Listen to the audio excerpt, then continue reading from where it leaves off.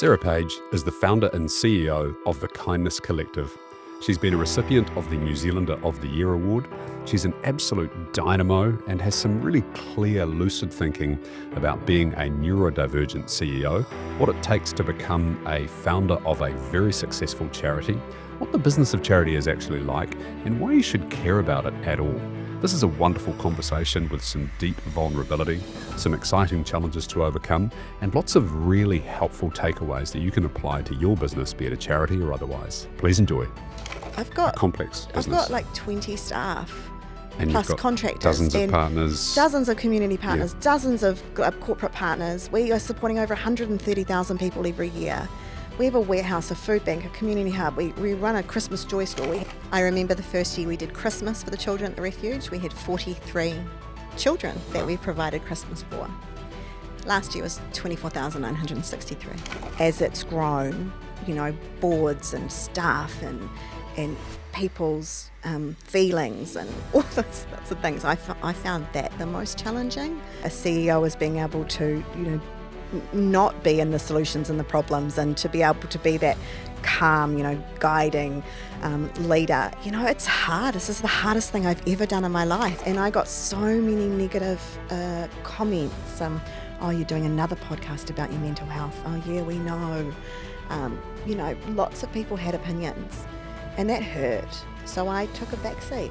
Wasn't any photos. I didn't do anything like this. I kind of hid myself away and just built behind the scenes. There was a time last year when I almost walked away.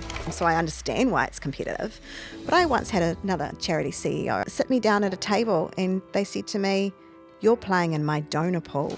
And people always say to me, how has it gone from here to here? 100,000 in the first year to 10 million year 4. How have you done that?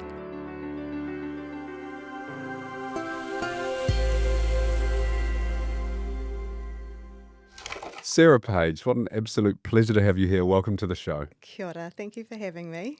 Hey, so famously, your very starting story is that you went to your pantry and you emptied out all of the cans and some other bits and pieces, and you took it along to a woman's refuge. Mm-hmm. Now, the question that everybody will be asking, was it the chickpeas from 2004 and the jackfruit that you still didn't know what to do with, or was it something different? My husband was very into making curries from scratch back then, so it was probably lentils, and it was probably canned tomatoes.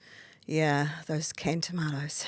Oh, actually, they're pretty wholesome and quite helpful. And no, not those ones. No, people think, canned tomatoes, everybody wants those in a woman's refuge, or everyone wants canned tomatoes when you're, in hardship. But actually, those are the things that are really, really difficult to make food out of when you're going through trauma. You want things that are quick and easy to make. You don't want something that you have to stand there and put 50 ingredients in to make something when you're going through hardship. Culinary delight is not the top of mind. Survival probably Survival is the top of mind. Yeah, absolutely. So knowing what you know now, if you could go back to that pantry specifically, what cans would you have wanted to be able to give? I wouldn't do cans. I would do money. I would do countdown vouchers so people have the dignity of choice to go into a supermarket and buy their own things. Yeah, I would like just that. give cash. Yeah. Makes sense. So you were experiencing quite chronic postnatal depression at that stage. That was the reason that you did this. So talk us through that moment. I think I'm one of those people that's probably always been a bit blue. I think looking back, I've probably always had some kind of depression or mental health challenge. I like to call it a challenge. Mental health challenges. I've probably always had them since I was very, very young. And so it was, no surprise that after the birth of my child, I had postnatal depression and postnatal psychosis and all of these really tough things that you have, if you're prone to depression. And so my son was born, I found it really hard and I wanted him so much. I tried so hard to have him. And when he was born, it was really, really tough for me. Motherhood didn't come naturally. It wasn't that, instant moment that people write about that you fell in love with this baby and everything was, like a dream. But for me, it was very, very different from that. And for about 18 months, to 2 years actually, I really struggled. Yeah, I loved him more than anything, but I had terrible anxiety and terrible depression and psychosis and all of these things that God, I wish we talked more about now. But yeah, that was how Kindness Collective all started. My sister said to me when my eldest niece was probably 6 years old, that she wanted to, for the first 6 weeks of her life, was trying to work out how to give her away. I'll give her to mum. Yeah. I'll adopt her. Happily married, still together. Wonderful family life now. But she didn't tell me until many, many years later. And so, this is not a podcast about depression. But No. what is it that stops people in that situation from reaching out or from looking into themselves or doing something about it? Shame. It's all about shame, because you're not supposed to feel like that, especially when you've, gone through IVF and all those sorts of things, and you've tried really hard to have a child. It's you're not supposed to feel that way. You're supposed to feel very differently than a lot of women actually do. And for me, it wasn't, I didn't not love my child. I was obsessed with him, but I was so scared. I was so scared of something happening to him. And actually, so funny, I found out that, years down the track that my mother went through a similar thing with us. And you didn't know? No. Wow. Yeah, totally hereditary. But that's another different podcast. But yeah, that period of my life was really, really difficult. And I, when people ask me how the Kindness Collective started, it was from a place of darkness. Desperation and darkness. Yeah, it really was. So what did you think that you would experience when you went to the women's refuge with a car full of food? I don't actually know what I was searching for. I was just looking for a way to make myself feel better. Yeah. And isn't that selfish? Like, that's such a selfish way of giving, is looking for a way to make yourself feel better. I mean, Freud tells us that we do things in the pursuit of pleasure or the avoidance of pain. Those are our two primary decision makers. Mm-hmm. And so at its very core, I think if you were to strip it right back, most of us in our charitable endeavours we do it in the hope that it will make us feel better. In fact, I think that we do almost everything in the hope that it will make us feel better, whether it's being cruel, putting someone else down because you're making yourself look better, whether it's going to the gym to hurt the muscle to make yourself feel stronger, whether it's to give money to someone in need because it makes you feel like a better person. I think that at our very core, most of the things that we do are in the pursuit of trying to feel better. Totally. It's that human condition, right? We're just searching for happiness or for whatever it actually is that will make us complete. And I talk about this, and I've since learned through, research and science, is that it's impossible for your brain to be focused on gratitude and focused on depression and stress at the same time. It's impossible. So if you're living in gratitude and you're feeling grateful about something or you're focusing on that, it's really quite impossible for you to feel sad as well.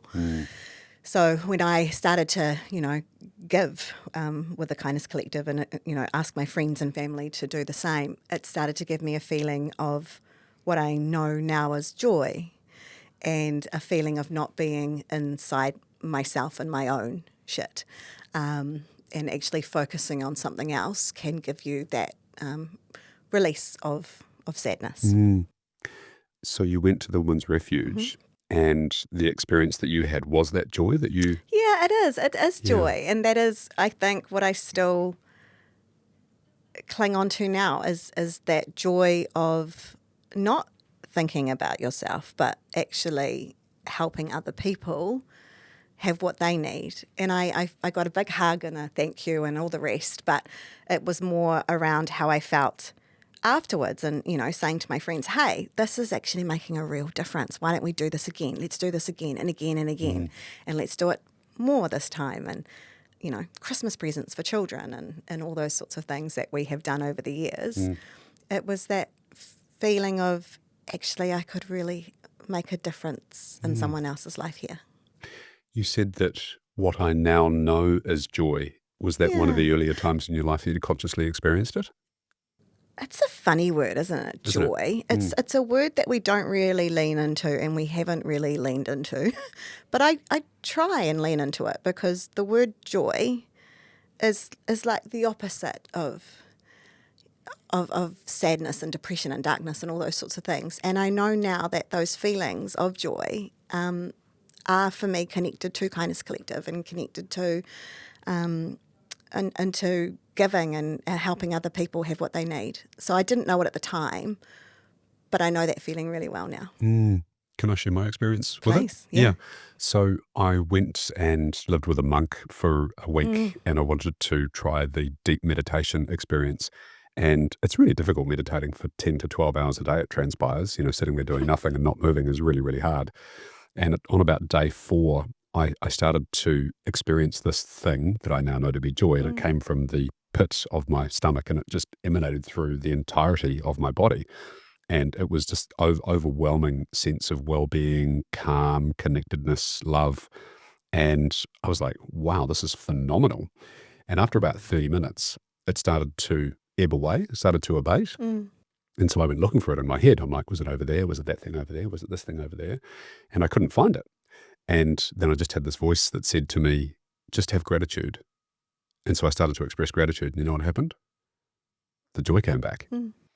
And so it was this really deep, like, wow, okay, so joy is present when you have gratitude, which is not about yourself. It's about others and the environment and the world and bumblebees and all these wonderful things that we are surrounded by on a daily basis, literally. And so I think joy is a manifestation of love. And I also think that if we're not here to love, then what really is the purpose of life? What is the point of it all? Yeah, totally. We've gone very deep very quickly. I know, sorry, I do have a habit of doing that. It was me. No, we're all good. Ask me what my favourite colour is. What is your favourite colour? Black. Oh.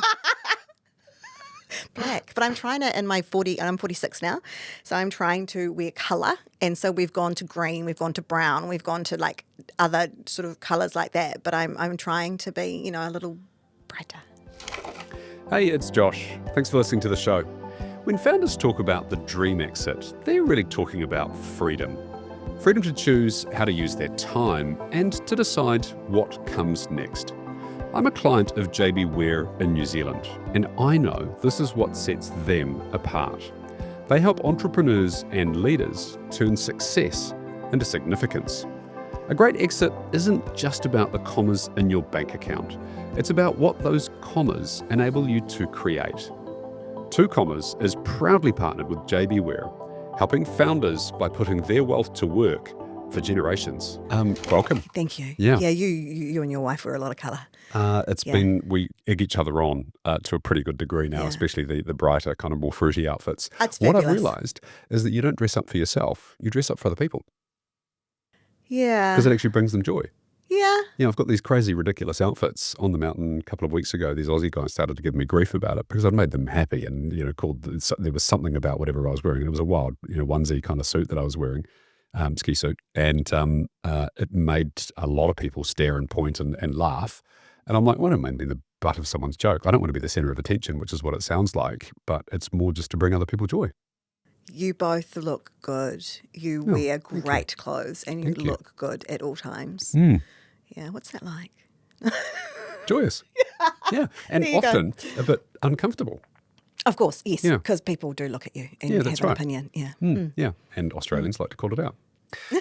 So you did the initial bit of giving and then there was the 7-year period that before you actually essentially formed the Kindness Collective as a charitable organisation. What was that period of time like for you? You were working at a corporate marketing gig, you were, leading social promotions and advertising and all the other things that you do when you're head Events of marketing. And all those things. All that sort of stuff. What was it like trying to run those 2 lives in parallel?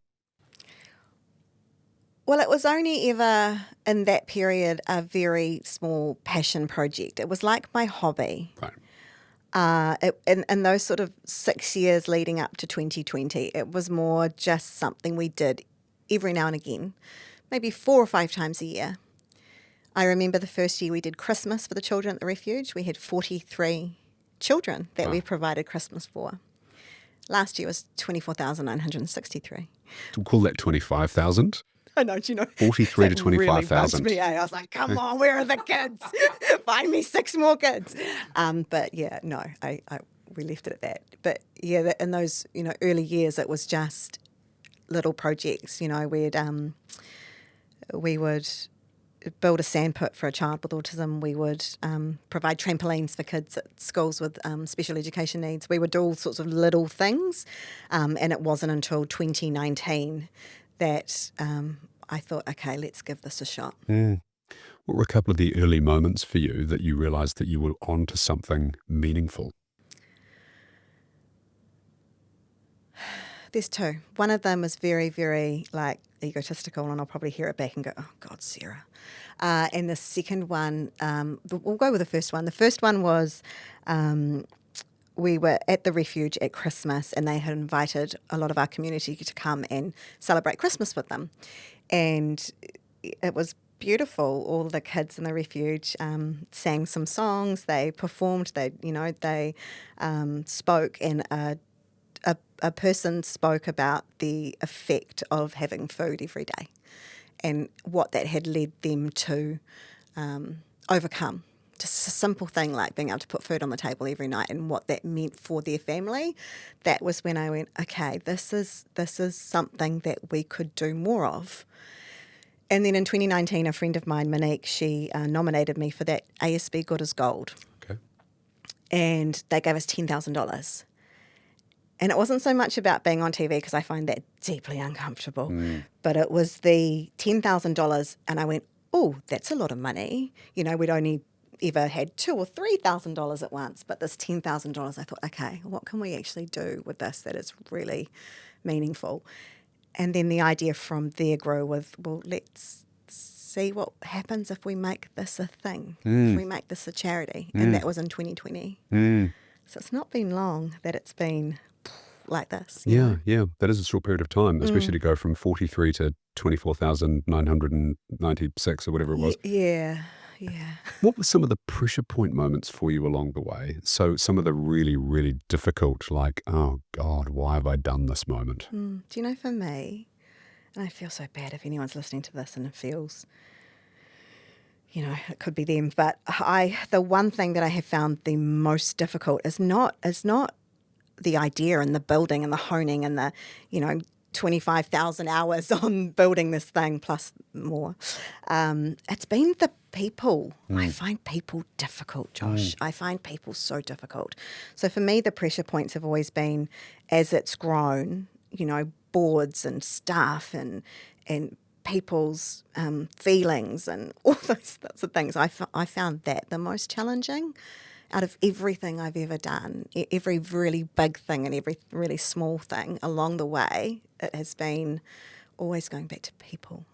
You get the paradox of the situation, of course, because the Kindness Collective is a human-based charity. It's not an environment or an animal-based charity. And so you are doing it for the people, and yet it's the people that provide the challenges. Yes. How do you reconcile that as a paradox? That's a really good question. It is what it is. Such a funny thing to say. But for me, I have spent years and years and years stressing over things I cannot control. Oh my goodness, have I. And in the last few years, at the old age of 46 years old, I have the amount of times I just say to myself now, it is what it is. It is what it is, Sarah. Yeah. And just that's what it is. Everything we experience as humans, everything we experience is all about that people connection. And I find people difficult, but then I have devoted my entire life to helping people. So that's fun. Yeah. Esther Perel, the Belgian relationship expert? No. She's wonderful. Okay. She says it incredibly well, that the quality of the relationships that we have determines the quality of our life. Oh, wow. So better relationships, better life.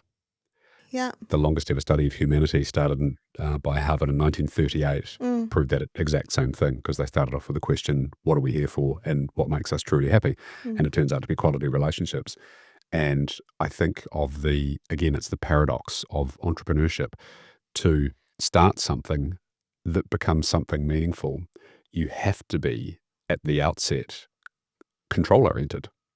Because if you just have intentions to do things, then things will get rapidly, they'll either not go anywhere rapidly, or they'll snowball rapidly and it'll all collapse under its own weight. Mm-hmm. And so one has to have quite high control. So I call myself a recovering control freak. Mm-hmm. And I'm still grappling with it to this day. And so what I've learned to do is to endeavor to help it to serve me in a way that's productive with whatever it is that I'm trying to achieve. And then, try and get rid of it when it's a nasty voice that's kind of rattling away in my ear and it shouldn't have any presence in that particular moment. So I see you smiling in relation to that. What's your experience about the control thing?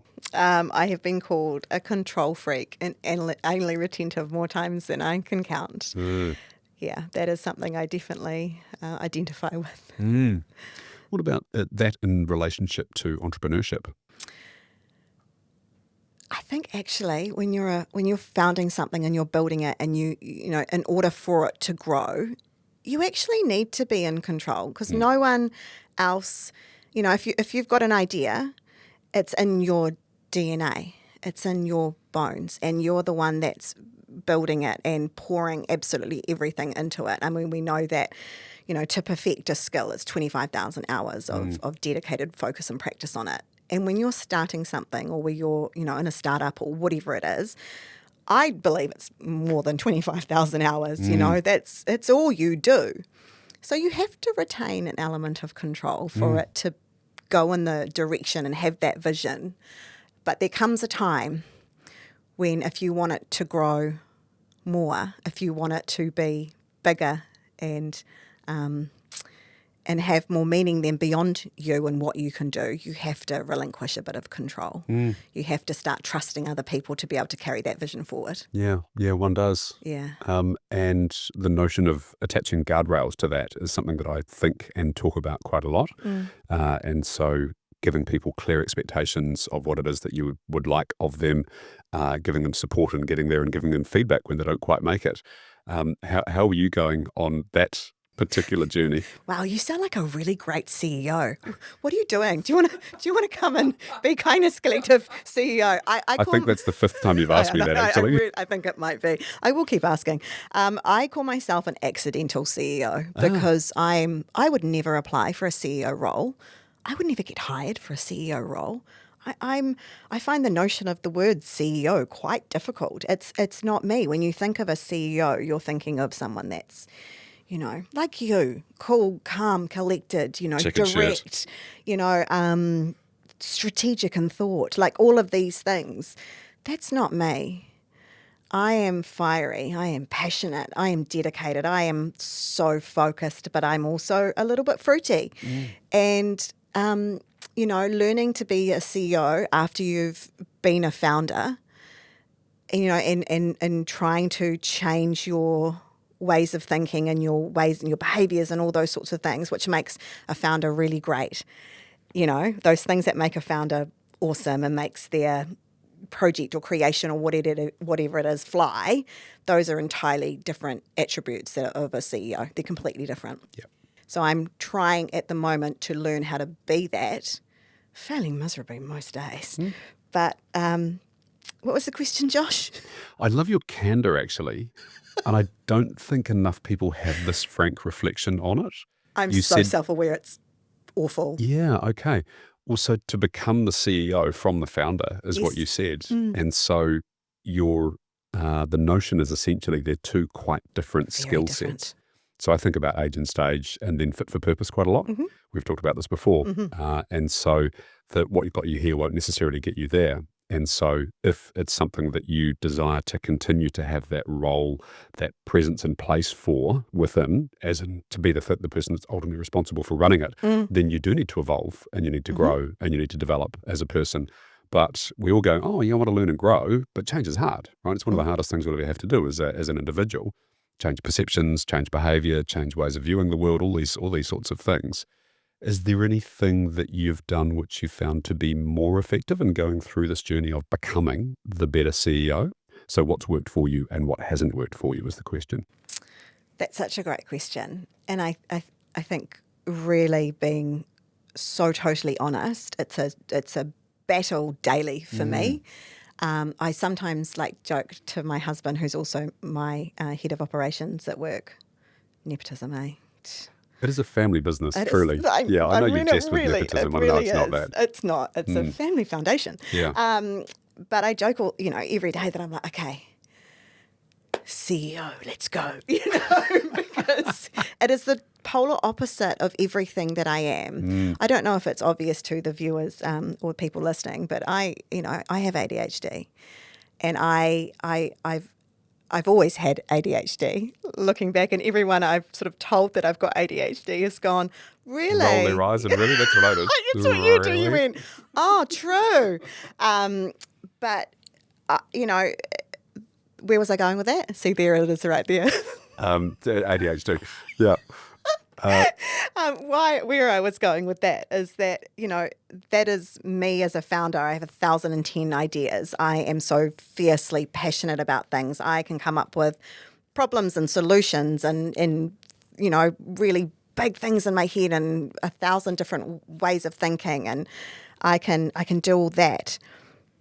But that's not what a CEO is. A CEO is being able to, not be in the solutions and the problems, and to be able to be that calm, guiding leader. And so I'm finding the change and all the things that I'm learning in between.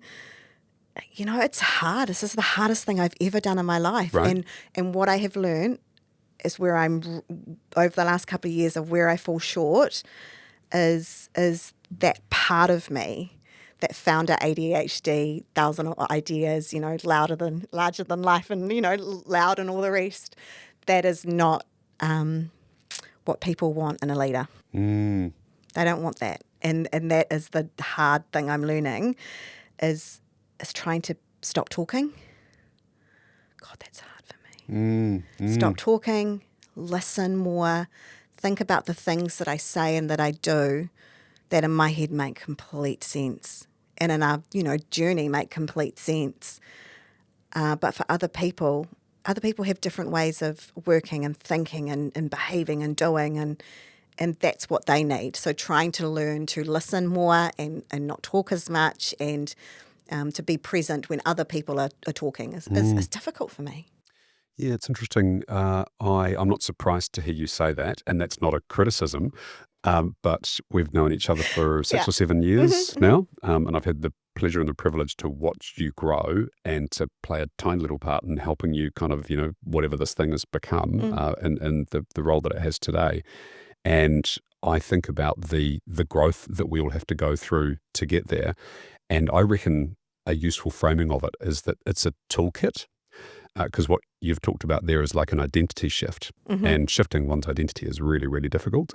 But if I think about having a series of things that I can delve into, which I can pull out in that particular moment, like there's a coaching methodology, which is one that's not my own, that I teach to people that haven't adopted coaching, which is embedded in curiosity and about helping others. It's called GROW. It's really simple, which is what's our goal? So where are we going? What's the reality of where we are at right now? What are the options of how we can get to that place? And then what will we do? So GROW, right? And so it's all embedded in curiosity. So it's just a tool that you can borrow and pick out of the thing, rather than identifying as being a coach, as a leader. You can go, oh, I'm in this conversation with someone, it's a difficult conversation. I'm just going to extract the GROW model right now. And so apply it in that context, in that situation. I love people that can do that kind of thing. Yeah. Yeah, that's not me. Yeah. I find that whole thing really even challenging, even listening to that. And there's a little bit of shame and the whole, if you're neurodiverse or if you are a bit of a difficult person, you either love me or you hate me. It's when you have that personality, having ADHD or being like you are, there's shame attached to that, and there is negativity. But I am learning that actually it is my superpower. And being able to tap into it when I need it is really useful. But then learning as well other ways of being that are more comfortable for other people, that's the superpower too. A quick one while I've got you. You've probably listened to every business podcast going, this one obviously included. And the biggest calls in your business still feel super hard and are yours to make alone. Talking to founders in exactly the spot What I've worked out is that more content just won't fix this problem. What you need is frameworks that work in a room of people going through the same journey. That's the Comma Club. There's 50 founding places, and when they're gone, the founding rate goes up with them. Please head to joshcomrie.com to learn more. And I've been doing a lot of reading and research and things about it. And I've got girlfriends of mine who also run not-for-profits. 4 of them. They've all got ADHD, all 4 of us. We're exceptional women, like we are bloody clever women, but we're all a little bit fruity and full on. We're all a little bit too much. I mean, I imagine the party with the 5 of you there. One of my friends, she is the founder of She Is Not Your Rehab. I have never met anybody so incredible. But her husband and my husband, like, they don't want to even be in the same room when we're on the phone to each other because we're going here, there, everywhere. We've got 3 new business ideas. We've solved 4 really big societal problems. World problems. You know, we've done some incredible things. We've written 2 books. We've done this. All We've done before this. tea. Yeah. And other people find that exhausting. And people say, I've heard people say about me, like, talking to me gives them whiplash. Oh. Which, It's about them, not you, though. it's a little bit like, oh. That's a little bit them. But actually, no. Yeah. That's my magic. Yeah, I think superpower is the right word to use for it. It is. And just one thing, sorry, Josh, but there's something I found that is just really awesome is that people with ADHD are 400 times more likely to become entrepreneurs. 400. 400 times. Because if you're really into something, you will naturally outwork anybody. Yeah. Just naturally outwork every single person. And that is what I have done with Kindness Collective. And people always say to me, how has it gone from here to here? 100,000 in the first year to 10 million year 4. Yeah, wow. How have you done that? It's because I've done nothing else Yeah. but. Mm-hmm. Like nothing else but. And people find that uncomfortable. What do you mean you've done nothing but that? Why? People find that kind of Intensity uncomfortable. But I'm learning to tap into it when I need it and put it over there when I don't need it. And when people want that CEO, what that actually means, how to be that. I think it was King Lear, William Shakespeare play, where he said that there is no good nor bad. Only thinking makes it so. Yes. And to quote the Buddhists, nothing is ever as good or as bad as it seems. And so the reflection that you've got about yourself may not be necessarily the way that you present to the whole world, but to certain people.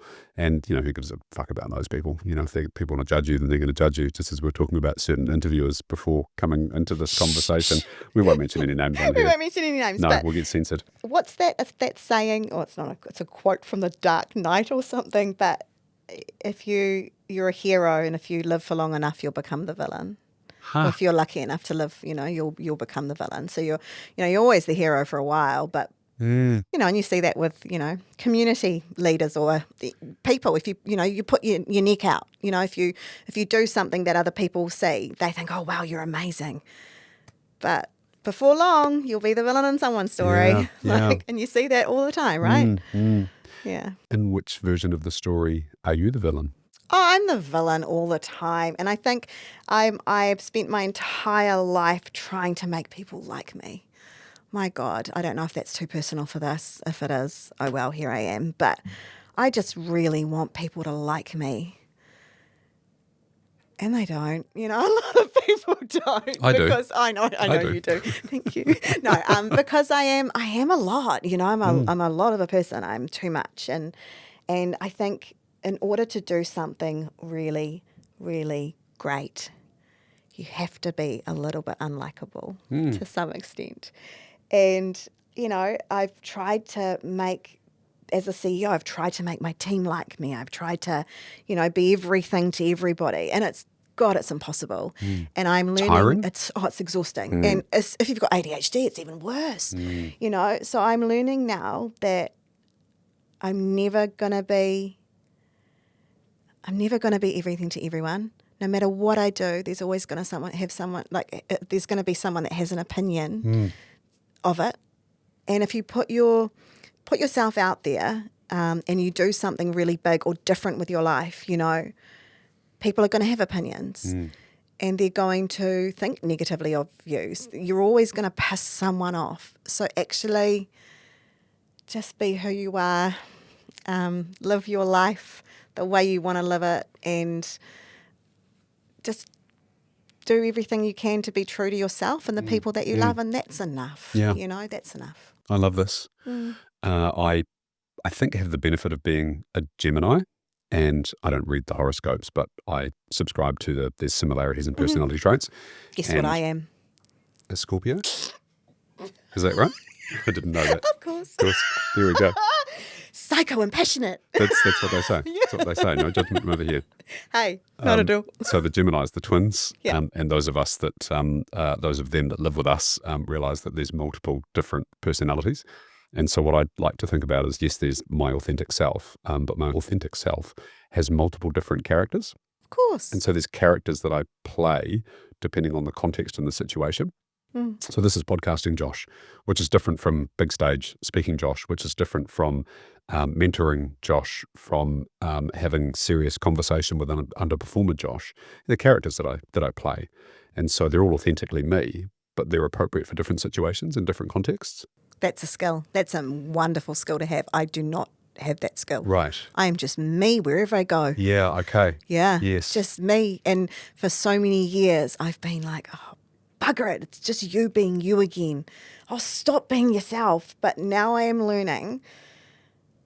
Sarah's amazing. I am. And what has made Kindness Collective so magical and so wonderful and so impactful is me. Is you. Yeah, it's me. And that is okay. That is not egotistical. That is not. No. I think someone called me a communal narcissist last year. Oh, wow. A communal narcissist? That's an oxymoron. I know. I had to Google it. And I was like, what does that mean? What does that mean? What does that mean? And I asked my therapist, I was like, hey. And she just laughed. And I was like, oh, is think they that just a made something good up. laugh or a bad Right. laugh? She's Yeah. like, With or at? no, you're fine. You're all good, babe. Yeah, yeah. But it's that thing. Everyone's got an opinion. And if you do something, and especially in the not-for-profit space, there is that element of people thinking that you're doing it for external validation, or you're doing it to Look good. good.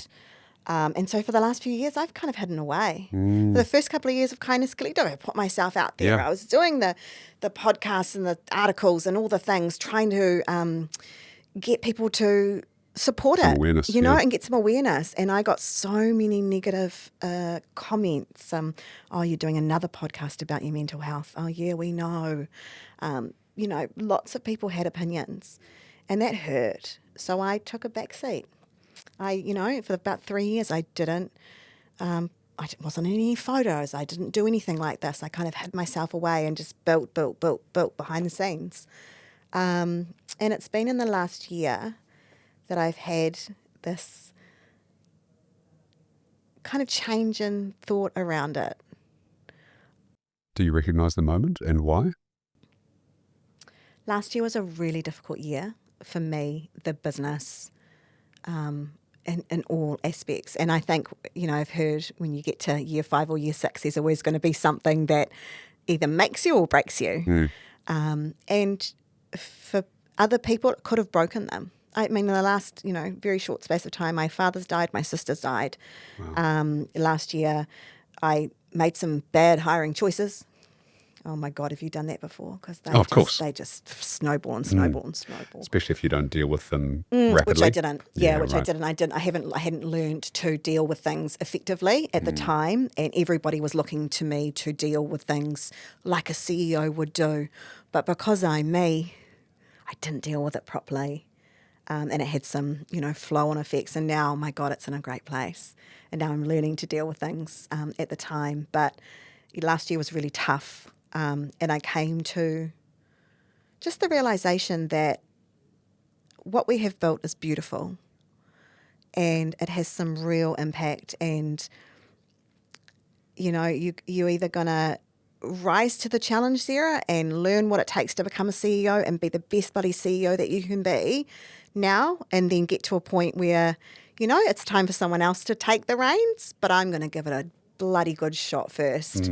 And there was a time last year when I almost walked away. And I spoke to a couple of people that I really trusted, you being one of them, who said to me, no, that's a mistake. Keep trying, keep giving it a go. And I'm really glad that I listened, because I've learnt so much. And I think if anyone is out there in the same boat that has gone from being a founder to a CEO, they will recognise those challenges of people management and all. How do you turn ideas into something that actually have operational meaning? Like a lot of people don't really know what it takes to run a not-for-profit. People will think, oh, it's just easy. You just get some money and you kind of You just filter give it it to around the place. people. And yeah. No. I'm running a business. I've A got complex business. I've got like 20 staff, And plus you've got contractors, dozens of and partners. dozens of community partners, dozens of corporate partners. We are supporting over 130,000 people every year. We have a warehouse, a food bank, a community hub. We run a Christmas joy store. We have all these things that require operational excellence. And I think people don't really realise how difficult that is. But we're running a production warehouse. We have SOPs on SOPs. All these things that 6 years ago, if you said SOP to me, I'd be like, what? Son of a bitch. So what? And now I'm like, oh my God, if you don't have SOPs for things, then you get all sorts of people giving things a go, and you get all sorts of results. Yes. So all of these things I'm learning how to run a business and how to be an effective CEO. Man, it's a challenge. It is. But it's rewarding. It is. When you nail something and you walk away from a conversation or you walk away from a meeting and you go, that was what a CEO would do. Nice. Pat yourself on the back. Yeah, I do. Sometimes I write like an all-team email and I'll read it and I'll go, Nailed it. no one replies. No one replies. It's probably a good thing. And I go, Dave, that email's my husband. That was so good. Why did no one reply? Okay, Sarah. Because it was so well written. It's because it was good. Yeah. And ChatGPT had nothing to do with Nothing it. to do. Nothing Good to girl. do. I don't use AI. Sorry. Okay, we'll come back to that later on. Yeah. I know, because you're like an AI guy. I am a little bit. I want to circle around a couple of the human things here. We were talking about control. We were talking about superpowers of being an entrepreneur. And one of the things that I got to understand through the charity space is that when you get to a certain scale, you need to have governance as a layer, which means independence of decision-making, independence of managing the CEO, etc. And so for the control freak, for the person who had the vision and whose identity, and this is one of the conversations we've had probably 2 or 3 times, Kindness Collective, Sarah Page identity is very much intertwined. Very much intertwined. Yeah. And so how have you dealt with that governance layer? What's that been like for you? I struggle with people who don't get the vision and they don't get the why. And we've had a few people on and off the board who are there for whatever reason. I mean, everybody joins not-for-profit boards for whatever reason. You don't get paid. And you have to pour a lot of, especially in the startup, young phase, you've got to pour a lot of time into the CEO, into the whole, project. You've got to pour lots of time into it. And in the early beginning when I had a board, I thought they were just there to support me to say yes. So I know what I'm doing. I know what the right answers are. You're there to just tick the box to tell me that I've done the right thing. No. No, that's not what they're there for. You mean they have their own brains? Then they have their own brains, and then they challenge your decisions, and then you have to kind of, in the beginning, it's like, what do you mean you're challenging my decisions? This is I've made this. I've been the one growing this. You don't know. I've sacrificed. I'm the yeah, oh God, totally. And all of that may be true. But the whole point in good decision making is that it isn't biased and it isn't just you that's made the decision. Actually, there are other people that are, and my board is smarter than me. My chair now, she is an incredible businesswoman. She is so smart. And, that's her job, to be an incredible businesswoman and to be smart. That's her job, to be smarter than me. But now I know that actually having a really good board around you and really good people, not necessarily just a board, like people in your corner that you know that will comfortably challenge your ways of thinking or doing, even if it's uncomfortable for you or it makes you feel that little bit of, oh, that's the good stuff. And I'm really lucky to have people in my life and in my corner, on the board and off the board, who can challenge me or who can go, hey, that's actually you, not them, or hey, you're going down that path, but I don't think that's the best path to go down. So for a control freak, that's been a difficult thing to wrap my head around. But the more I embrace it, that I don't know everything. I might know everything that I think I know around Kindness Collective, but I don't actually know everything around business, people, life, strategy, all of those things that actually you need to run an effective, sustainable business for the long term.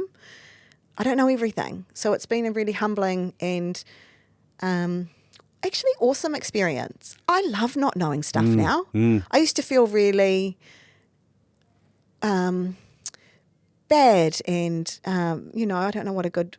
But stupid? Yeah, I used to feel really stupid, but now I'm like, I love being stupid. Now I love not knowing things. Yeah. Teach me. It's refreshing, eh? Yeah, teach me all the things. And I don't mind being the dumbest person in the room, or I don't mind being, and learning and all of those sorts of things. I actually really love it now and crave it. I'll paraphrase Mark Twain. He said that it's not the things that we don't know that will get us into trouble. It's the things that we think that we know that just ain't so. 100%. Isn't that so true? I just love that as an expression. And I'll pick up on another thing that you mentioned there, which was around challenge. So I reckon the reason that we're put here is to identify the superpowers, the gifts that we were given, and then utilize those things in service of something greater than ourselves in some way, shape or form, and then deal with the bloody challenges that are going to be presented to you along the way, because it's only the challenges that make you grow. And so I reflect upon my own experiences, which have been at times in my life bloody horrendous and very, very difficult.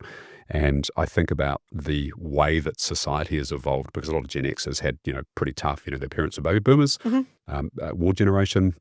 So tough upbringing, tough environment to come through, and often immigrant, which is, immigrant families, which is always a difficult kind of setup for people to come into a new society and world, etc. And then the Gen X parents have often wrapped their kids in cotton wool and then removed the challenges from their life, removed the hardship from their life. And it really deeply concerns me, because the only way you get resilience is from having hardship and having challenges.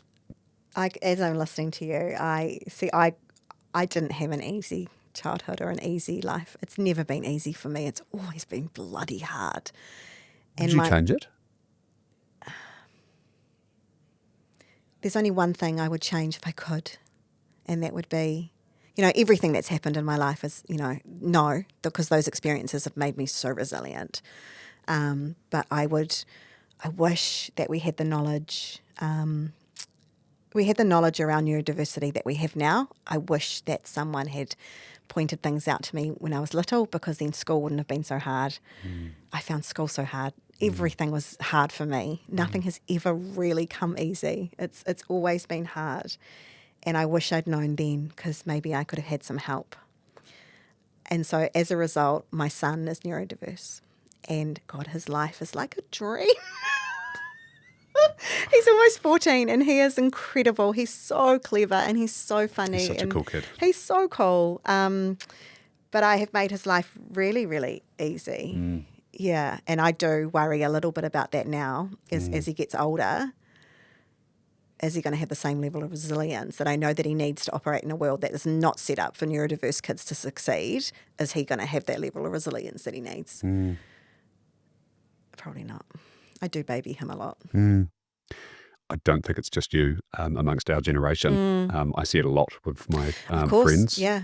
Tina and I, during COVID, we started a podcast. We don't have kids, and we started a podcast which we recorded 2 or 3 episodes of, which was totally non-judgmental parenting advice from 2 non-parents. Amazing. Keep going. You can love just imagine that. getting that out to the world. Oh. Nearly, most of our friends have kids, Yeah. and so that's a very judgmental stance to take. Oh, that's funny. Yeah. But here's me dispensing parenting advice. So, what I've observed with others is that you either get your resilience comes from hardship, which is essentially inflicted upon you, and there's that whole notion of what has happened for you or to you may not have been your fault, but it is your responsibility. It definitely is. Right. But then there's also the form of hardship, which I've observed some of my friends' kids pursuing, which is hardship through sport or academic achievement, like doing really, really hard things. It's that notion of do hard things. I wonder about what other things that could be around for your son. I won't say his name because that'll that could be available for him to be able to do these things, experience that difficulty, that hardship. I wonder as well if you are living in a world that is not set up for you to succeed naturally. Autism is difficult. And I wonder if just by existing and going about the world, you will learn those sorts of skills naturally. Yeah. Yeah, I'm not sure about that. I don't know. I hope that he never has anything that in his life that means that he has to learn the hard way like others do. Yeah. Everyone wants to protect their kids and wrap them up with cotton wool, but me more so, I think. Yeah. Someone said to me recently, you are only as happy as your unhappiest child is in that moment. Wow. I'd never heard that before. And I was like, huh. Yeah. That could be the same about staff too, couldn't it? In some ways, yeah. Yeah. Like your business can only kind of run as well as your team are Yes. feeling, Yes. maybe. So on the way in this morning, you mentioned to me that you are leaning into doing another charity. Yeah. So I know when I tell people that, they're like, are you crazy? 100% I'm crazy. yeah. Well, the whole conversation leading to this point will validate that for people, obviously. Sam, our producer's just chuckling away in the corner. Oh my God, can we please end on something where I sound like really like... Oh, we'll get there. Like, clever Smart. or... No, not Yeah. smart, but like, wow, that We'll was... get a whiteboard out. That was like inspirational, Yeah. you know? The whole thing is inspirational, don't you worry.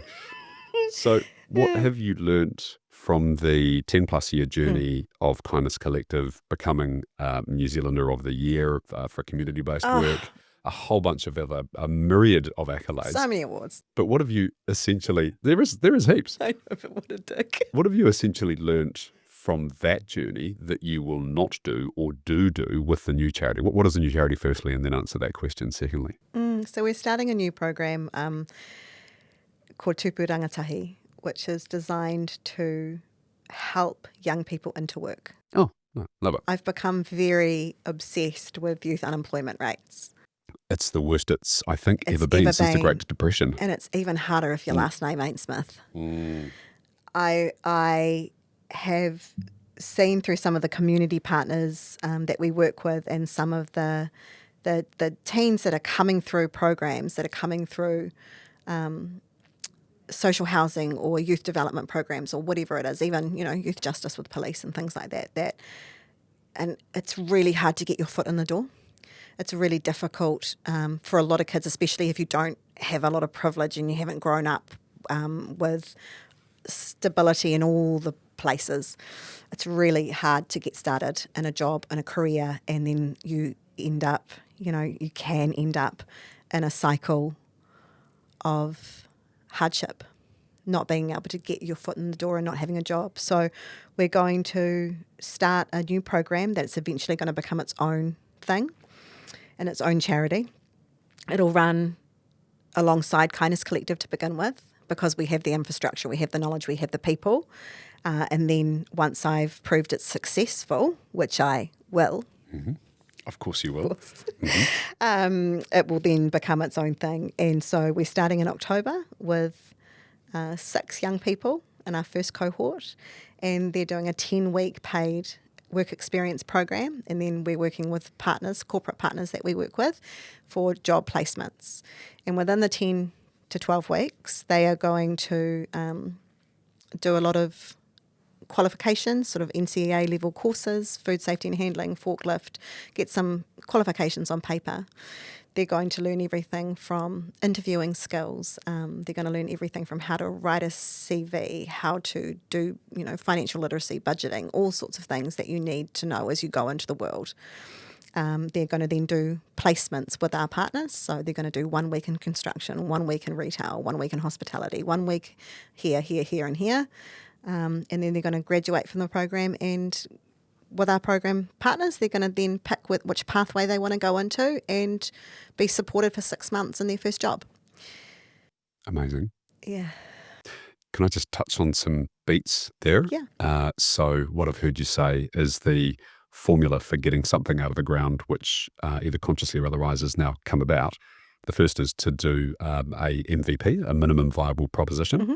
So start small, start with 6, and have a clear hypothesis that you are testing. Can we help these people into work or into a better kind of quality of work than they may have been doing before this? So you've got an outcome that you're trying to test.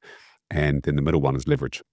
So utilising the infrastructure that you have within KC, but also the partnerships that you've got out in the marketplace right now. So I love all of these steps.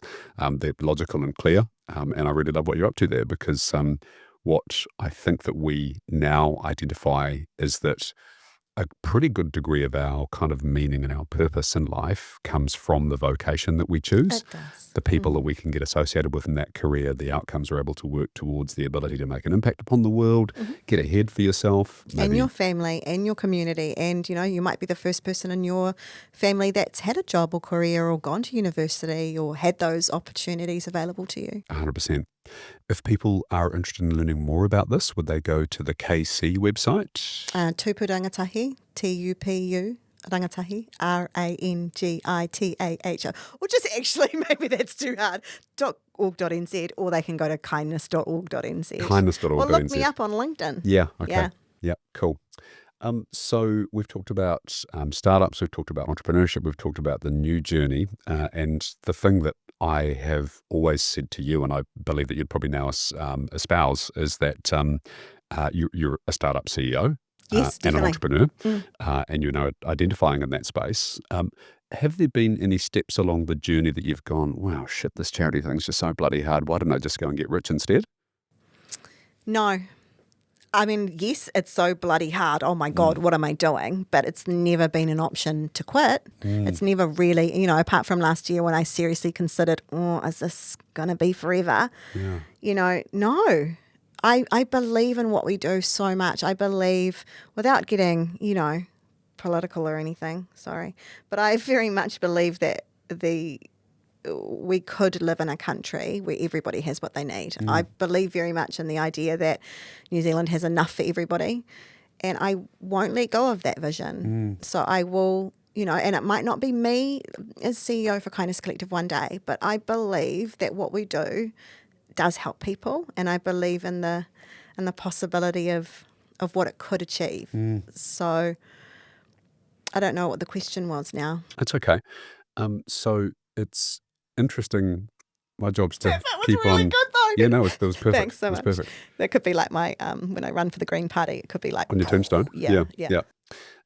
So we collectively, as a species, we emerged from the trees and we worked out how to communicate and to gather resources, and we were prey. We were the thing that was getting hunted by much bigger, scarier creatures than us. And so essentially establishing a version of community and looking after each other was how we managed to stay alive and to thrive as a species. And we've forgotten that. We've gone to this place of individualism. 100%. Be all you can be. Be all you can be. Get as much as you can for yourself. Capitalism, Capitalism, greed, all these, kind of horrendous things, which are part of the human psyche and condition. And I think that we've forgotten a reasonable degree of this. And so I relate to what you're saying. So for someone who is listening to this, for someone who is maybe considering how they get involved in some form of charitable giving, what's the things that you wish that more people knew or everyone knew about charities that they just don't know, or like a misconception that they have? We do have this, we've got a couple of misconceptions around charities actually, and I think one of them is that charities should, operate on the smell of an oily rag. You know, that if you're not, and if you're operating like a business, then it's somehow deceptive, or it's somehow not meaningful or not charitable enough. We have this strange narrative that's been around for a really long time. I'll just bring that to life because I know exactly what this thing is. It's that the 100% of the money that's received by the charity should go to the actual cause that it serves. 100% of it should go to the cause. Yeah. And I'll just quickly add my 2 cents to that. Is that what you're expecting, therefore, a business context of that to do is that it generates 100% profits, which is just absolutely crazy because every business has operating expenses to run. You have people that have got to do jobs. They need to be paid so they can feed themselves and their families. And you need to have a place to put those people, and you need to have a computer system to run all these things. Gas in the cars. Gas in the cars, all of these different things. So I totally relate. So therefore what you're saying is that get rid of the notion that every dollar that I give goes directly into the mouths of the person that is not getting fed, because there's no world that can happen. No, do your due diligence, though. Due diligence, say that one again. What's an effective ratio? What proportion is reasonable? I think there's like a standard, operating 80-20, so of every dollar. I mean, we operate at sort of 85 cents to every dollar goes back to the community. That's incredible. But we have a for our impact, we support over 130,000 people every single year. We've got, 12 full-time staff. I mean, we operate really leanly, and we always have. And I really, in the beginning, struggled. For the first, 7-8 years, I paid for everything ourselves. Yeah, you didn't get paid yourself until... No, 2021 was the first time I got paid for it, and I did struggle with that. Yeah, I remember I did struggle. Yeah, and I've actually got some really incredible businesswomen who contribute to my salary now, really well-known entrepreneurs in their own right, very famous women who contribute to my salary because they believe in... goes around the outside of the charity, essentially. It doesn't, that's amazing. They also believe in, that it takes someone and a team and all these things to run it. So I'm very, very grateful. I'm very lucky to have that. But I think if, people out there, do your research as well. Read annual reports. Go and actually, if you're considering giving to a charity, make sure it's an audited charity. So everything that Kindness Collective says and does, every dollar we spend, every mouth we feed, every pair of pajamas is audited externally. I very much believe in that. Amazing. Because you have to put your money where your mouth is. And, if you're saying that you're doing something, you've got to be doing it. But I think my biggest piece of advice for someone who wants to, explore the notion of giving and explore the notion of community and not just being about them and what they can have, is what resonates with you. What do you feel passionate about? You might love animals. You might love the environment. You might love children. Whatever it is, find what it is that you feel that feeling about and get involved. It doesn't have to be Kindness Collective. It can be anything. It can be anything that you feel passionate about or enough interest about to support. And it can be with time, it can be with resource, but what do charities need, especially now more than ever, is money. Oh my goodness, it is tough out there at the moment. It's tough economically, and tough I understand that has that been anecdotally, I understand that it's about 30 to 40% reduction in the cash that's been flowing into charities. And these are businesses that have been set up with, employees and, needy causes at the other end of it as well. And so just imagine if you're, for entrepreneurs that are out there, your operating income was reduced by 30 to 40% over the space of 3 to 4 months or so. You'd be in all sorts of dire straits. You are. And the worst part about it is that for us, the need is even worse. So our food services over the last year are up 135%. If your business was up 135% year on year, you'd be clapping. You'd be having a party with everybody. But we're not, because it means that there are more people going without.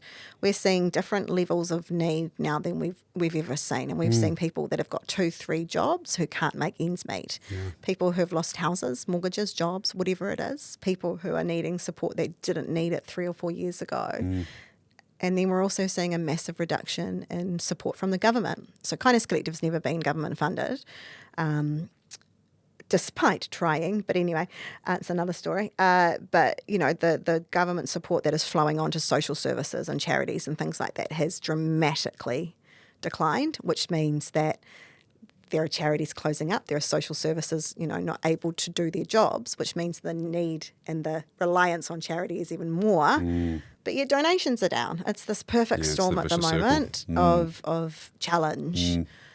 It's really difficult. And we're going into an election year as well, which means that people even tighter, with thinking their decisions about spending money, and, it's a difficult season. I remember Tony Robbins saying that don't wait until you are wealthy to start to give. No. Because when you have not much money, giving away $1 might seem like a lot to you. But when you have a lot of money, giving away $100,000 will sure as shit seem like an absolute fortune. So start with $1 now, Yes. and every dollar makes a difference, right? I think that's the point Yes, that we're both trying to get across here. It really does. And if there's anyone listening out there that has $100,000 that wants to give it to us. Do you know someone? Yeah, do you know anyone? Sarah at kindness.org.nz. Get in touch. I'll make that $100,000 go really far. And also you get $33,000 back because of the charitable rebate. You absolutely do. Yes, 100%. Not that you do it for that reason, but No. But it's a very good benefit. Go very for much it. is. Yeah. Hey, so you're now very much on the radar. Kindness Collective is on the radar of charities. I'm really curious. You mentioned having some homies, a group of women, particularly that are running other charities, but that's smaller charities. What about the bigger charities that you are now popping up on above the parapet to?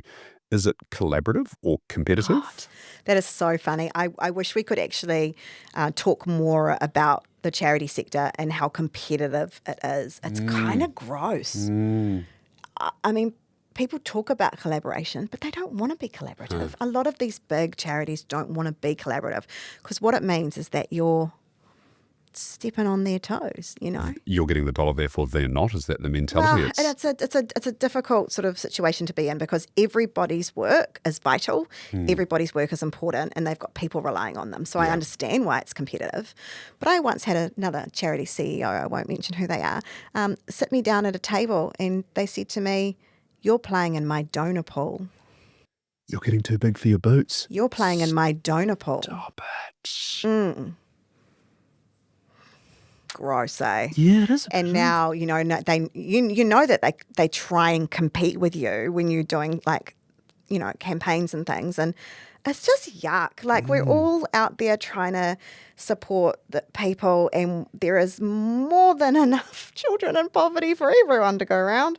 I mean, isn't that terrible? But the beautiful thing about the level that we're at is that there are a lot of charities like us who love to collaborate, and we all know that we're better together and we're stronger together. I mean, we just worked with a couple of partners and built. There's a social supermarket that opened in Hamilton, and we took two of our partners and we worked on building a garden for that social supermarket, and it was for another charity and another partner over there, but we all worked together to make that social supermarket stronger. So that means the families that were going can have access to fruit and vegetables, as part of their week. There's no point in being territorial about things and look, I've fallen victim to it before myself. I've definitely over the years been like, hey, they're copying us or blah, blah, blah. I've absolutely fallen foul to that. And then now I am very aware of it. I do not want to be like that. I do not want to be that person. So I keep myself very far away from it. And look, I know people say things. You hear things that people say. Oh, the food waste sector is very competitive and very, they don't like other people to play in it. It's very strange, the charity sector. It's very competitive. Got a great expression for you. What other people think about you is none of your business. Totally. I let people think whatever they like now. It used to really bug me though. Right. It really used to bug me. I can understand that. And I spent a lot of my time trying to prove people wrong. No, I'm not like that, or no, the reason that we're here is this, or the reason why we got that partnership is because of this. I used to spend a lot of time trying to make people like me or think differently. Now I just don't care. Yeah. You think what you want to, babe. I'm good. Yeah. I think that's a little bit of a benefit of age, but also getting some runs on the board perhaps as well. Is there anything else there that's gotten you to that place? It is definitely the runs on the board, and I don't need to prove to anyone now that we are good enough. I no longer need to prove to people that I'm good enough, the Kindness Collective is good enough, or we're good enough at what we do. I don't need to prove it anymore. But that's not saying that in an egotistical way. It's saying it in a, I just no longer need the validation of other people to tell me that what I'm doing means something. Because I used to. So important to me to be seen as successful. Yeah. And now I just, like, if my family loves me, if my best friends feel good about, my staff turn up to work every day and they feel grateful and they feel like they feel good about what they're doing every day, that's enough. That really is enough. When was the last time you took a holiday? Oh, look, I had a couple of weeks off at Christmas. Yeah. We spoke about the one the year before. I was encouraging you to take, I think, a month off. Did you ever get that No, time? don't be ridiculous. No, don't be ridiculous. Not Why a would I chance. take a month off? What am I going to do? Yeah, it's true. Like what? I mean, people always say I to don't me, know. like, what, take some time off. I'm like, what am I actually going to do apart think from about have work. another million ideas of things that I want to do? And, I've got about 20 books that I'm trying to read, but I read a page and then I'm like, ADD. totally. But also, yeah, I mean, I love what I do. I absolutely love Kindness Collective. I love what I get to do every single day. And I feel so grateful to have a job where I get to do this. I mean, why would you not want to do it all the time? Yeah, I understand. Yeah. There's the 3 Ps model of entrepreneurship, and it's the sweet spot. So 1 out of 3 is okay, 2 is pretty good, 3 is the holy trifecta, which is a problem. So you're deeply aware and connected with the problem that you're trying to solve for, passion for the work and for the outcome that you're trying to achieve, and purpose. Does this satisfy my need to be here on the planet? And it's very clear to me that all 3 of these Got things all of them. are present and true with you. Yes. Yeah, yes. 100%. Like, how lucky. Sometimes I just stand at the hub, and I just look at what we've done. And, this year for the PJ project, we've just wrapped up and 34,000 children got new pair of jammies. Yeah, wow. It's not going to change the world, but it's helpful. Also, it's beautiful work. It means, it means that there's 34,000 something pairs of jammies out there, and it means that those parents have one less thing to worry about. It means that child can, have a little bit of a warmer sleep and go to school the next day, or, a lot of different things it can mean. But man, how cool is it that we get to do that every day? I feel so lucky. Yeah. And it's, as I said before, like, it's really hard to feel down and depressed and all the things, if you feel lucky. Yeah. Yeah. I love this. And yet, there is a parallel universe Yes, okay. that lives next to this one. And in that universe, there's another Sarah Page who has a completely different career. Is she size 8 and like perfectly like Well, you're about to tell me. wrinkle-free? You're about to tell me. Does she wear like She's deeply satisfied. white clothes and goes shops at Sounds like Farrow? an angel. But she's deeply satisfied with her career. And it's not being the CEO and founder of a incredibly successful and rapidly growing charity. What is that career? My dream? I've got 2. Okay. In another life, I'm a lawyer What sort? Like a litigator or a... working on the Innocence Project, getting people off death row. Oh, wow. I've always, prison reform is something that I'm very, very, very interested in and very passionate about, but I'm not, it's going to sound terrible. And it's not like, oh, Sarah, no, you're not. But I'm not smart enough to be a lawyer. Like, I'm not an intellectual. I think your brain doesn't work that way. It doesn't work that way. I've tried 3 different degrees before and not finished any of them. I just wouldn't. It's not something I can do. But I'd love to be working in the criminal justice system. And another thing I'd like to do after this next charity I've built and passed on is I want to open a centre in South Auckland for children with autism to have access to therapy services that not everybody has access to. That's what I want to do next after this. Yeah. Okay. I mean, both of those things as alternates are deeply rooted in service. Oh, look, I have a very strong sense of justice. And I think that is what drives me. There are things in life that are just really wrong. And so I feel, and I know this is a very religious word, and I'm not religious in the slightest, but I feel called Sorry, but No, I don't like, think it's I religious. feel called to do something that really matters. And Purpose. It's purpose. yeah, it's purpose. And so I eventually one day want to open a centre where children who don't and haven't had the same opportunities and access to supports that my son had, I want to give those children that. And I know that the children that we support in Kindness Collective now, a lot of children through Starship and Kids First in hospitals and things like that, health services. And, you know, if you're a child with a disability in New Zealand, you're 3 times more likely to be living in poverty as well. Wow. So we hear that every single day with children with, you know, autism and cerebral palsy and all sorts of things that are living in cold, damp homes with no heating. You know, we had a family of 19 living in a 3-bedroom house a couple of months ago, and 2 children with neurodiversity. So things are very, very tough for people with children with disabilities. Deep calling. I'm so grateful for the work that you do. I'm so grateful for you coming onto the show today. I know that a couple of years ago you would not have done this. No. Thank you for sharing your story. It's been a real pleasure and a privilege, as I've said, to watch what's unfolded over the last few years with Kindness Collective, and I'm looking forward to the next steps. Thank you. Thank you so much, Sarah. Thanks so much for listening to the show. If you've gotten this far, I reckon you've probably enjoyed it. And there's more available for you in the form of my book, 2 Commas. It's available on my website, joshcomrie.com. I've done an Audible version, which is on amazon.com, and there's a Kindle one kicking around on either of those resources as well.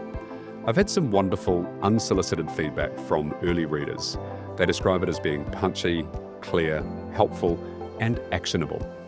What it's not is a guide on how to sell your company. You can go to ChatGPT for that. It's more insightful, experiential-based, and a bit of a blend of psychology, philosophy, and what it takes to build something meaningful and what all that means afterwards.